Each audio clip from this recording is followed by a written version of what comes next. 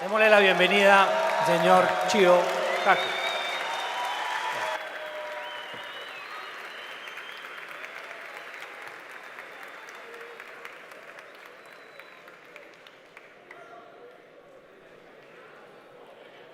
Thank you. Well, after such a great introduction, I can't wait to hear the speaker myself. First of all, I have a confession to make. Sometimes all these honors can backfire. Recently, New York Magazine chose me as one of the 100 smartest people in New York City. However, in all fairness, I have to confess that Madonna also made that same list. And next year, they tell me that Lady Gaga is going to push me off the list entirely.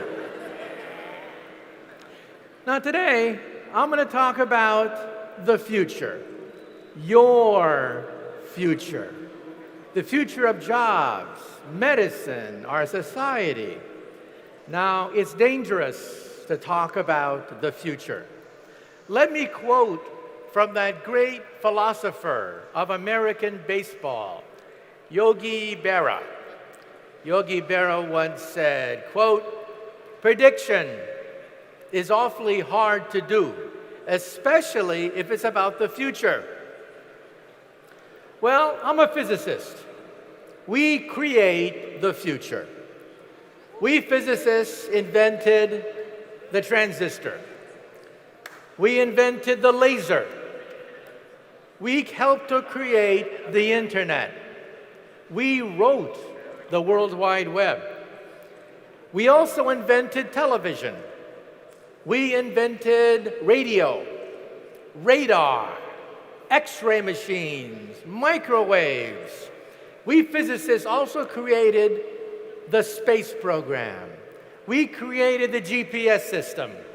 And we physicists love to make predictions. When we helped to create the internet, one physicist predicted that the internet would become a forum of high art, high society, and high technology. Well, today we know that 5% of the internet is pornography. But that's because teenage boys log on to the internet. Just wait until the grandmas and grandpas log on to the internet. Then 50% of the internet will be pornography. And before I begin, let me tell you a story. Over 200 years ago, we had the Great French Revolution. And one day, there were 3 gentlemen about to have their heads cut off at the guillotine. A priest, a lawyer, and a physicist, just like me, about to lose our heads to the guillotine. They put the priest's head on the chopping block. And they asked him, "Do you have any last words before we cut your head off?" And the priest said, "Yes, yes." He said, God shall set me free." Well, all eyes were on the blade. Everybody was watching the blade. They raised the blade. The blade came down, swish, and stopped right before he hit the neck of the priest. People gasped. They had never seen this before. And so they said, "Let the priest go. Today, God has spoken." And now let's see about the lawyer. Well, they put the lawyer's head on the chopping block. And they asked him, "Do you have any last words?" And the lawyer said, "Yes. Maybe the spirit of justice shall set me free." Well, all eyes were on the blade. They raised the blade. The blade came down, swish, and stopped right before it hit the neck of the lawyer. This time, the crowd went crazy. They said, "Today, God has spoken. Justice has spoken. Let there be a holiday." And now let's see about the physicist. Well, they put the physicist's head on the chopping block, and they asked him, "Do you have any last words before we cut your head off?" And the physicist said, Yeah, I got some last words.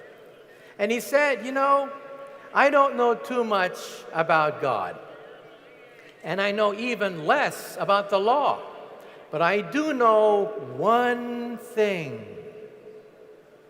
If you look up, you'll see that the rope is stuck on the pulley. And if you remove the rope, the blade should come down real good. Big mistake. Big mistake. The rope came down, the blade came down, and the poor physicist's head came down. And it just goes to show you that sometimes we physicists have to know when to keep our mouths shut. Nonetheless, let me now open the mouths of 300 of the world's top scientists who are inventing the future. My last book, The Physics of the Impossible, talks about the next 500 years. Well, we might have starships, we might have teleportation, maybe even time travel. But my latest book is called The Future of the Mind. I'm proud to say that 2 months ago, my book hit #1 on the New York Times bestseller list. It is the #1 book in the United States right now. In this book, I talk about telepathy, reading minds, telekinesis, moving objects with the mind, recording memories, all of which we can do today. But before I begin, some of you may be saying, you cannot predict the future. You cannot predict the past. Nobody predicted the crash of 2008. Well, that's not true. You see, where does wealth come from anyway? Ultimately, wealth comes from science. Science is ultimately the origin of wealth. But wealth and science comes in waves. Sometimes these waves create bubbles. Bubbles on Wall Street. And when these bubbles collapse, you get a depression. So let's talk about history, and then let's talk about the future. In the 1800s, we physicists created the steam engine. That created wealth, locomotives, textile factories, tremendous wealth. And that wealth went into the London Stock Exchange to create a bubble, a huge bubble. The bubble popped in 1850, creating a huge depression. That crash of 1850 was so severe that it gave birth to a philosophy called Marxism. But we physicists are also restless. We created the second wave of wealth, electricity, magnetism, and the internal combustion engine. That created wealth, and it went into creating a bubble, a huge bubble on Wall Street. And that bubble crashed in 1929. And now we have the third wave of wealth. High technology, lasers, computers, the space program, and it created a bubble, a huge bubble. The bubble in America went into real estate, and that bubble crashed in 2008. And in Europe, it's creating a bubble even today. The bubble in Europe is in maintaining the Mediterranean lifestyle. The Mediterranean lifestyle is not sustainable, and it is crashing even as we speak. So here's the question for today. The first wave was steam power. The second wave was electricity. The third wave is computers. What is the fourth wave? The fourth wave will generate wealth and prosperity into the future. That wealth is in the form of biotechnology, nanotechnology, and artificial intelligence. These are the engines of wealth. So let's say a few things about Moore's Law. Moore's Law simply says that computer power doubles every 18 months. Now look at this chart. Today, if you get a birthday card and you open it up, it sings, "Happy birthday to you." There's a chip in your birthday card that sings to you.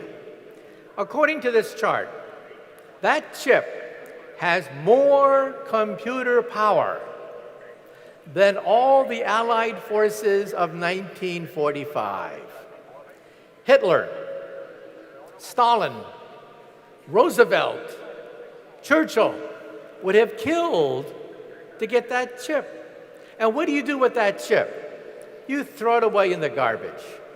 And now, look at 1969. In 1969, we put 2 men on the moon.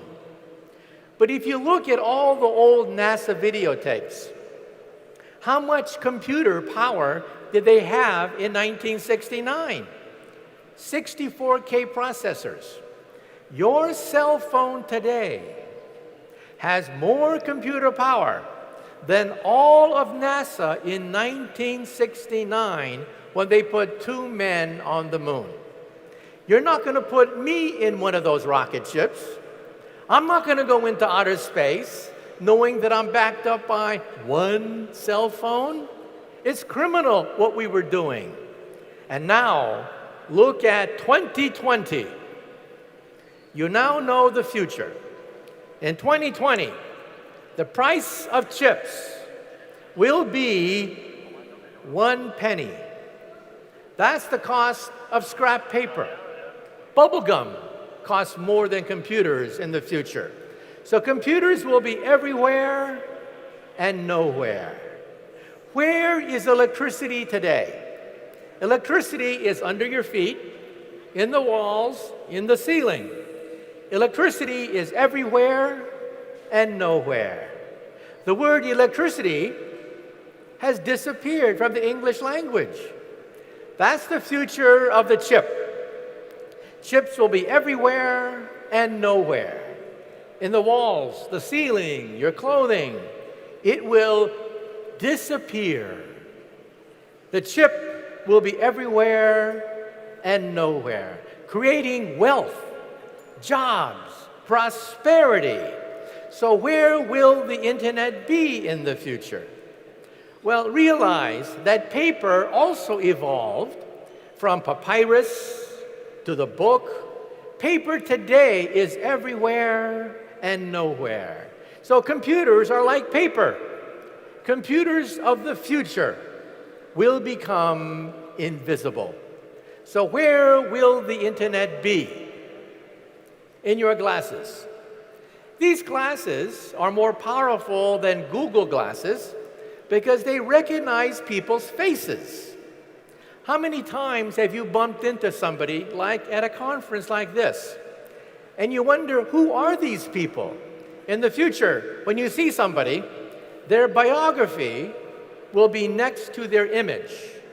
If they speak to you in Chinese, you will see subtitles underneath their image if they speak to you in Chinese. How many times have you been at a conference like this and you bump into somebody and you say, who is this person? I know this person. It's Jim. No, it's John, Jake. I know this person.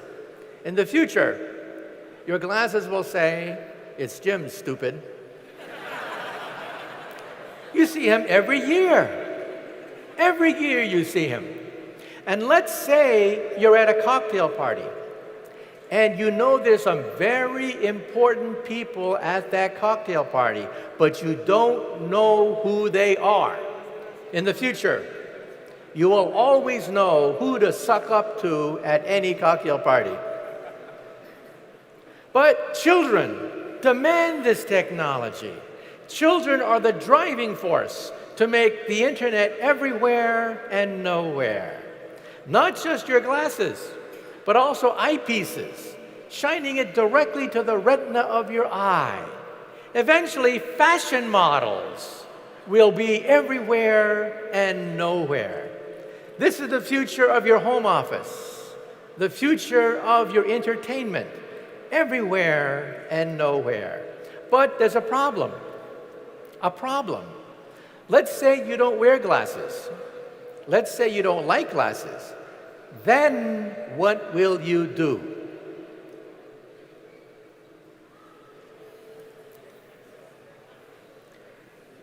In the future, you will blink and you will be online. And who are the first people to buy internet contact lenses? College students taking final examinations. They will blink and see all the answers right there in their contact lens. This is how you will recognize people's faces. If they speak Chinese to you, you'll see subtitles. Subtitles underneath their image if they speak Chinese to you. You will always know who you are talking to, what you are looking at. You will have the universe inside your contact lens. Also, husband and wives will connect their contact lenses. And so husbands will see what their wives are seeing. If the husband always buys the wrong groceries, the wife can tell the husband, no, you're buying the wrong thing, because they communicate with each other. Now, this is called augmented reality. Augmented reality is when you see information everywhere, everywhere you look, everywhere you talk to, information. This is different from virtual reality. Virtual reality is for children. This is for adults. Now, you've seen this before.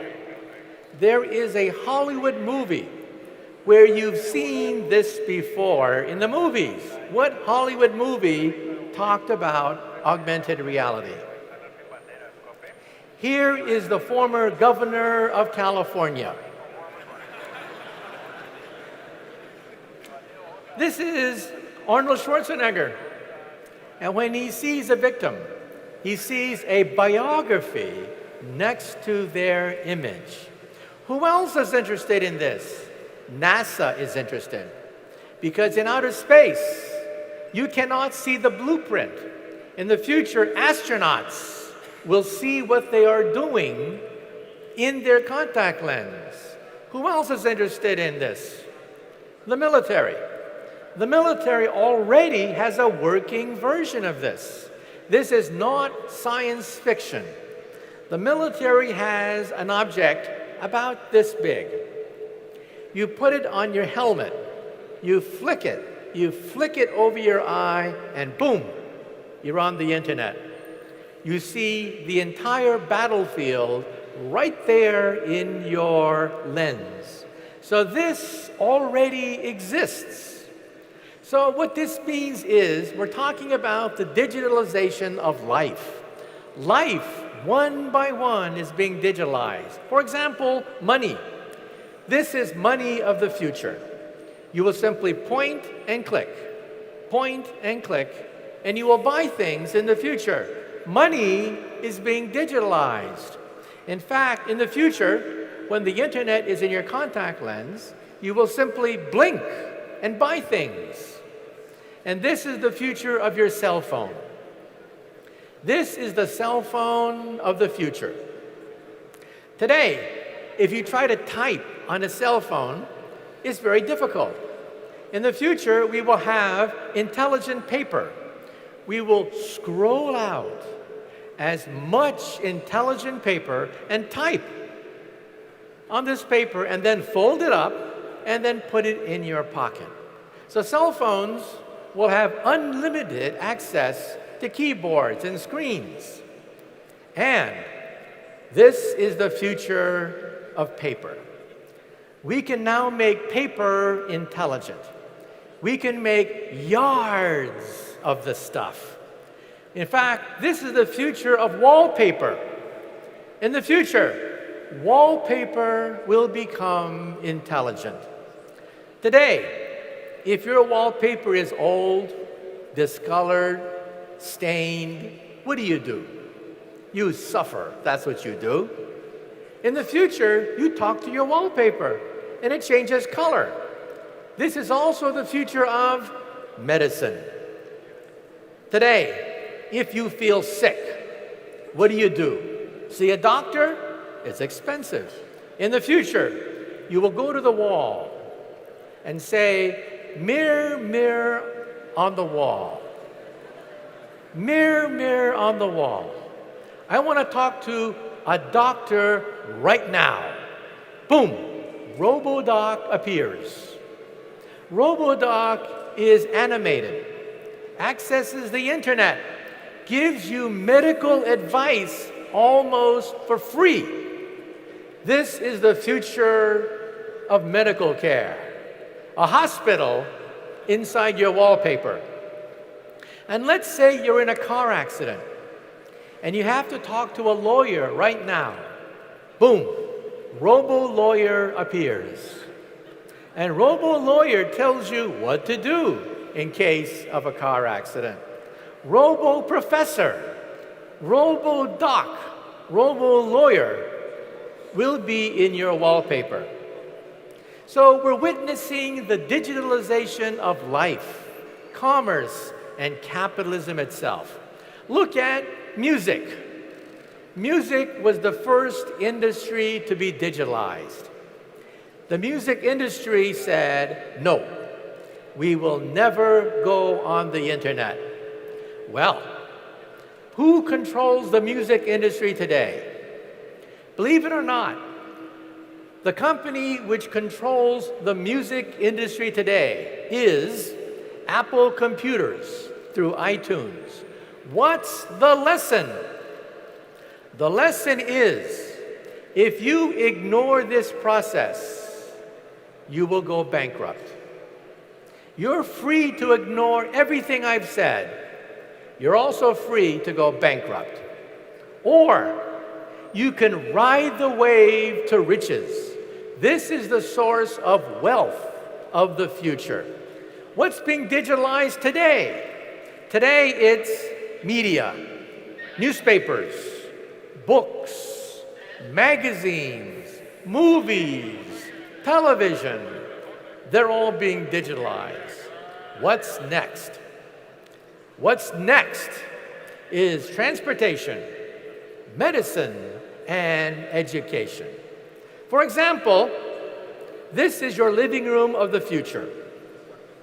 This is how you will relax in your living room.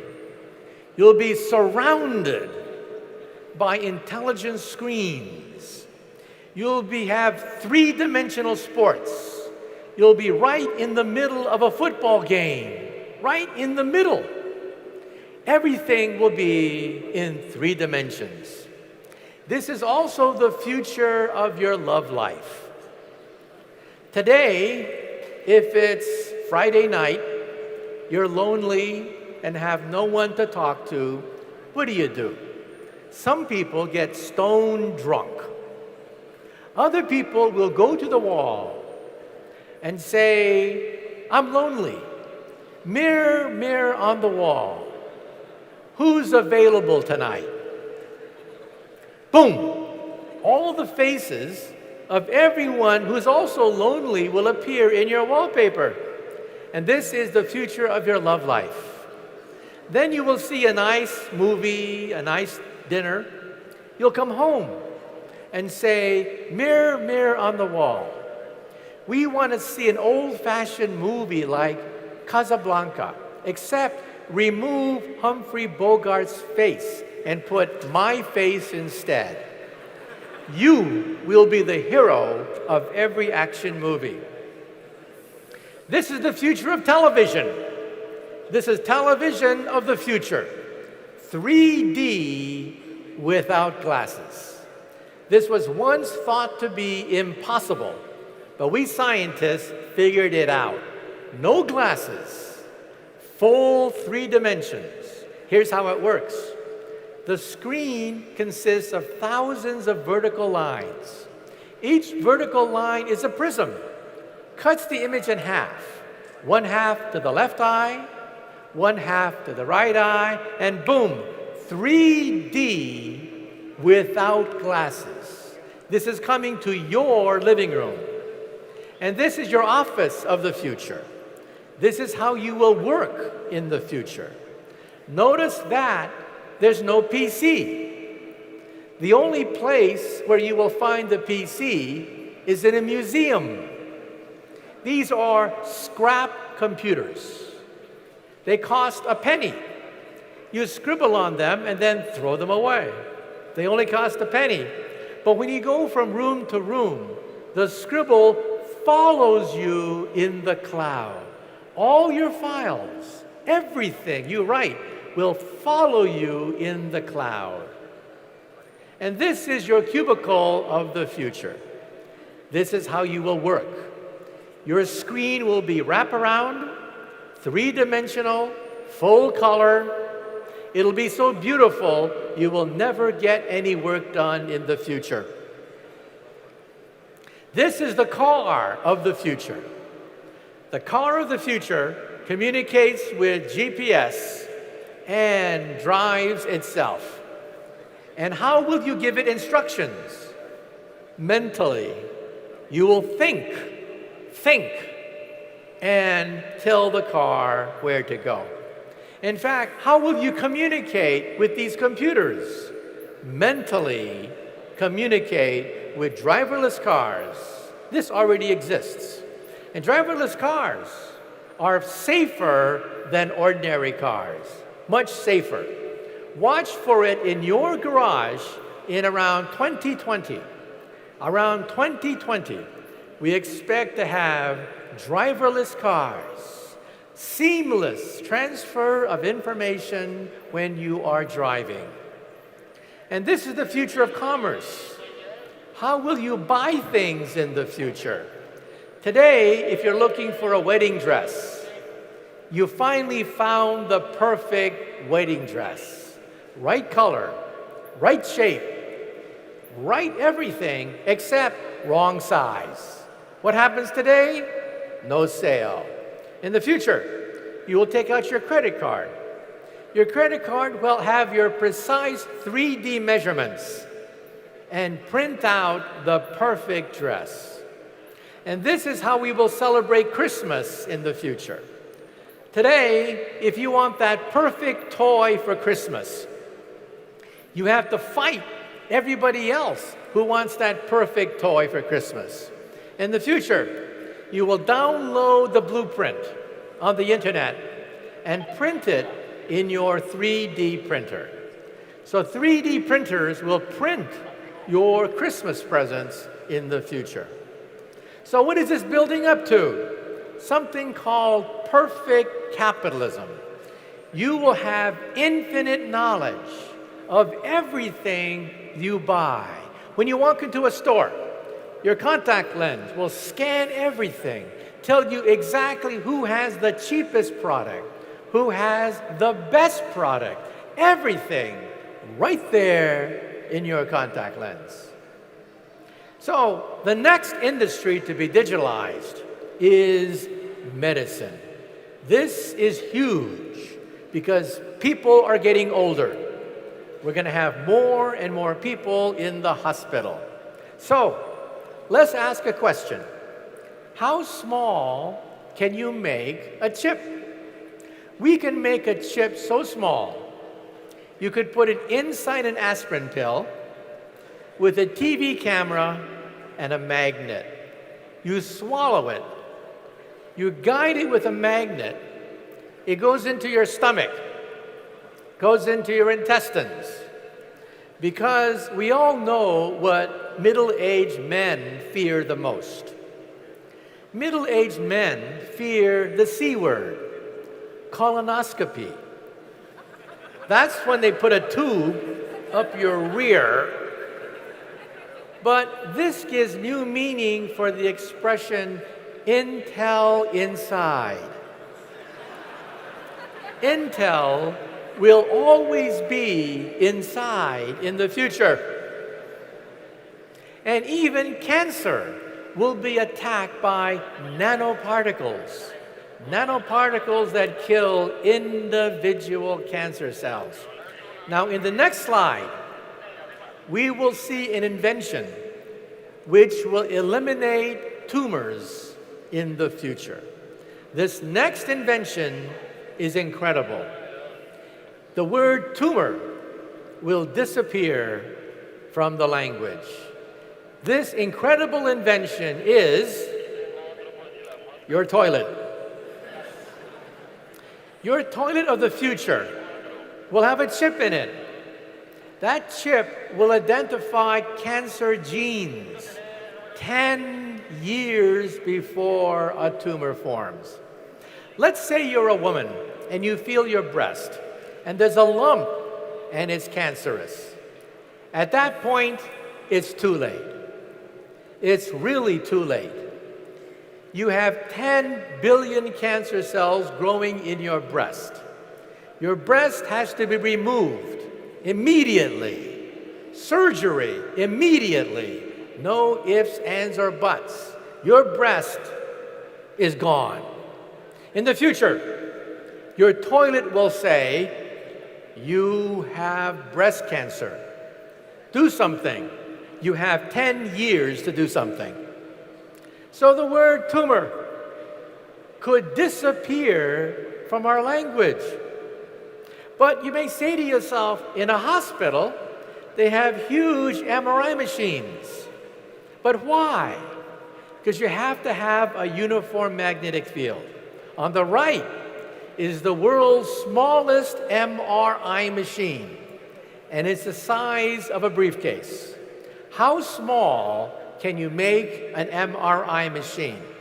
According to the laws of physics, you can make it this big. This is the future of medicine. In your cell phone, you will have the ability to see inside your body. You will talk to RoboDoc on the wall, and RoboDoc will say, get an MRI machine. You take out your cell phone with the power of an MRI machine. And what will we do with this information? We will first scan your genes. I had my genes scanned. BBC Television took my blood, sent it to Vanderbilt University, and they gave me a disc with most of my genes on it. And what will we do with this disc? This is an ear. It is made out of plastic. You put cells from your ear into the plastic. It grows into a perfect ear, and then the plastic dissolves. This is the future of medicine, a human body shop. On the left is bone.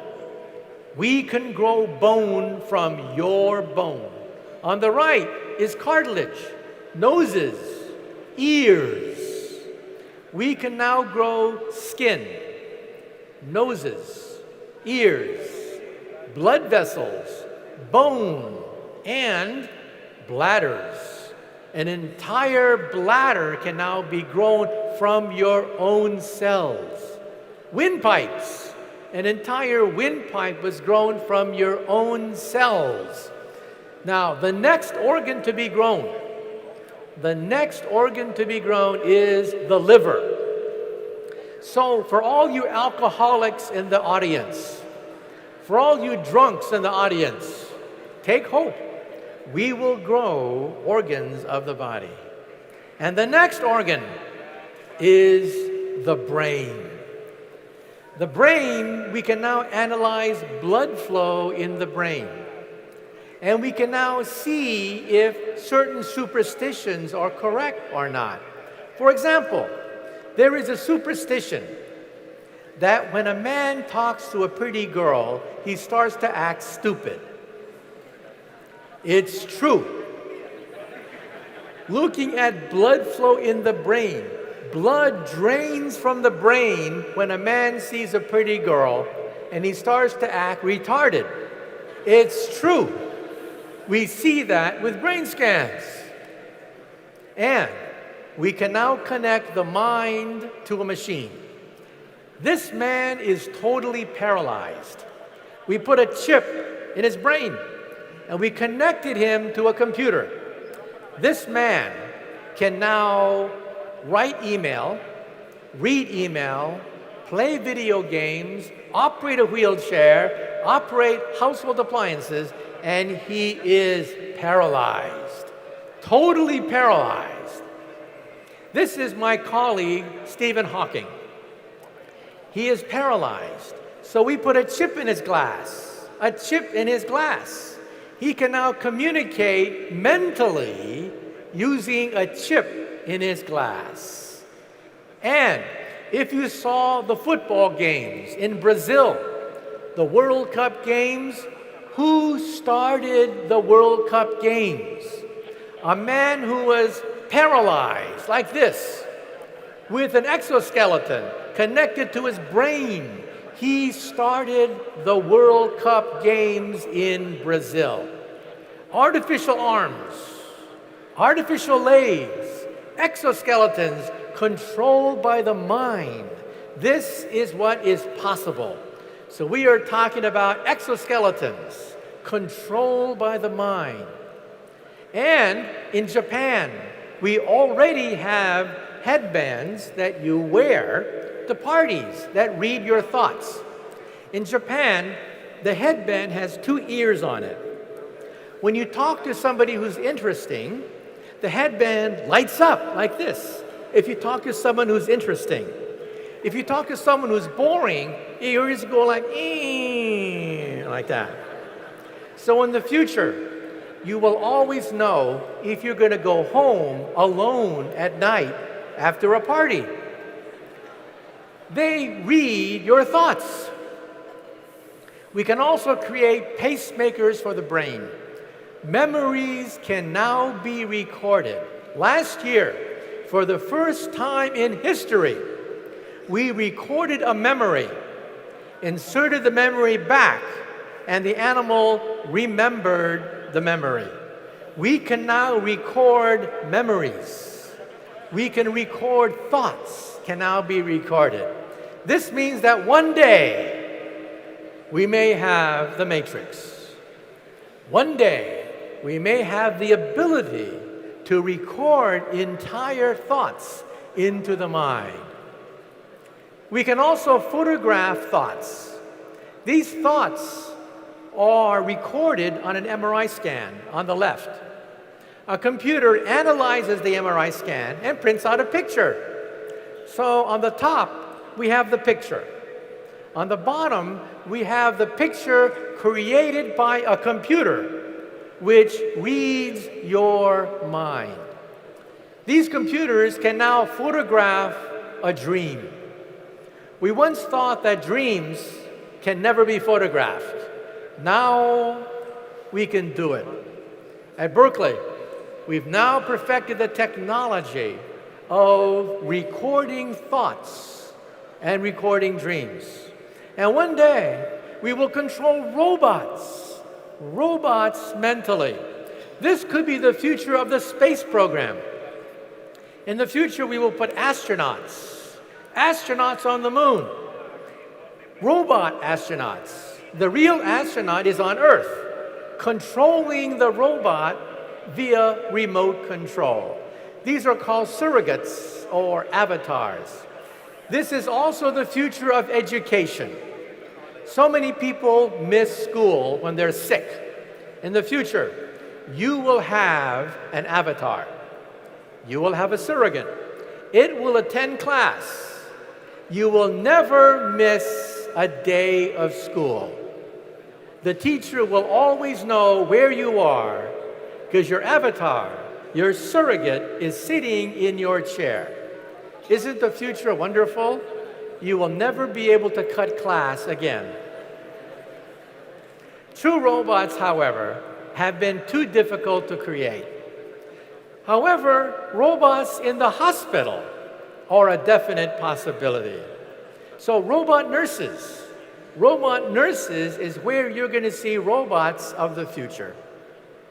And also, let me conclude on the following note. What does all this mean? It means that we are headed toward perfect capitalism. And in perfect capitalism, intellectual capitalism becomes more important than commodity capitalism. Tony Blair likes to say that England derives more revenue from rock and roll than it does the coal mining industry. Think about that. Look at food. Food is a commodity. Today you had breakfast that the King of Spain could not have had 100 years ago. That's how cheap food is today. So commodities are getting cheaper and cheaper every year. But intellectual capital, computers, science, art, music, intellectual capitalism is becoming more and more valuable. So who will be rich and who will be poor in the future? The countries which will be poor in the future are countries which only rely on commodities like food.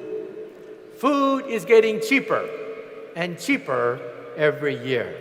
But intellectual capital, the power of the mind, is becoming more and more precious, more and more expensive. And that's why Colombia is at a crossroads. Colombia can leap into the future, but only if it understands the relationship between commodity capital and intellectual capital. So for Colombia, what is the lesson? First, education. We must educate people for the future. The future is going to be more scientific, not less scientific.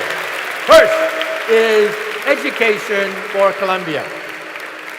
Second, we must allow entrepreneurs, innovators, scientists, engineers, businessmen to flourish in the future, to create new industries, new Silicon Valleys, innovation, entrepreneurs, to create industries to hire more workers. That's number two. Three, the government has to get out of the way.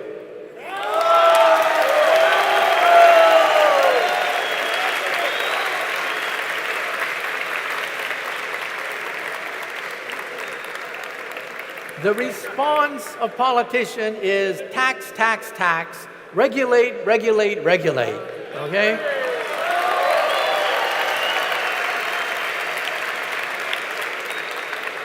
That's not the way to create wealth. Wealth has to be encouraged. Wealth has to have a nudge. We have to have less regulation, not more regulation, to allow companies to flourish, to create jobs, because that's where the jobs of the future are going to come from. And fourth, the nature of the jobs will change. Less farming and more intellectual capital, the capital of the mind. We must have both. We have to have food, metals, commodities, oil, but we also have to liberate ourselves with the power of the mind, because capitalism itself is changing from commodity capital to intellectual capital. Now, let me end on let me say another thing. Some people say that we are too connected today. We spend all our time on the cell phone. That's a bad thing. I don't think so. Because 100 years ago, when the telephone was first invented, people were afraid. They said the telephone is evil. We will spend all our time talking to a machine rather than people. And the critics were right. The telephone, we do spend too much time on the telephone. The telephone is mechanical. However, we love it. We love it because it expanded our universe from 10 people to 100 people. Now with the internet expands our circle from 100 people to 1 billion people. And who fears the internet the most? The people who fear the internet the most are dictatorships. They fear the internet because the internet is the voice of democracy, the voice of the people.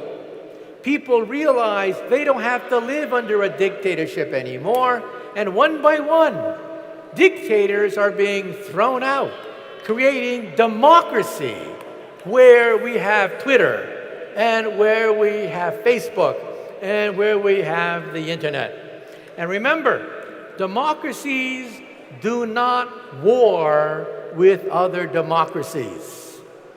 Wars are mainly fought by kings, queens, emperors, and dictators, never between two major democracies.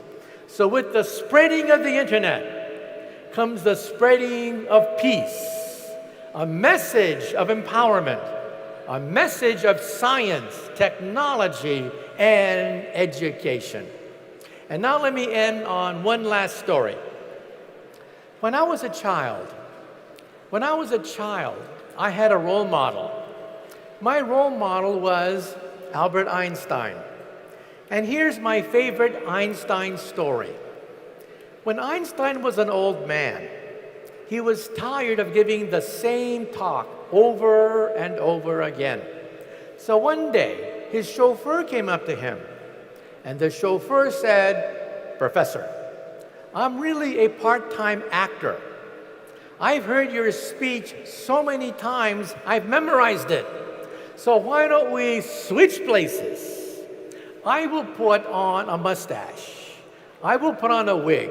I will be the great Einstein, and you can put on my chauffeur's clothing and be my chauffeur." Well, Einstein loved the joke, so they switched places. This went along famously until one day, a mathematician in the back asked a very difficult question. And Einstein thought, oh, the game is up. But then the chauffeur said, "That question is so elementary that even my chauffeur here can answer it for you." So thank you very much. You've been a great audience. Thank you for the opportunity to come to Cali. Thank you for the opportunity to give you the message of the future. A message of hope, a message of democracy, a message of freedom, a message that you can take home. Thank you so much for inviting me. Thank you.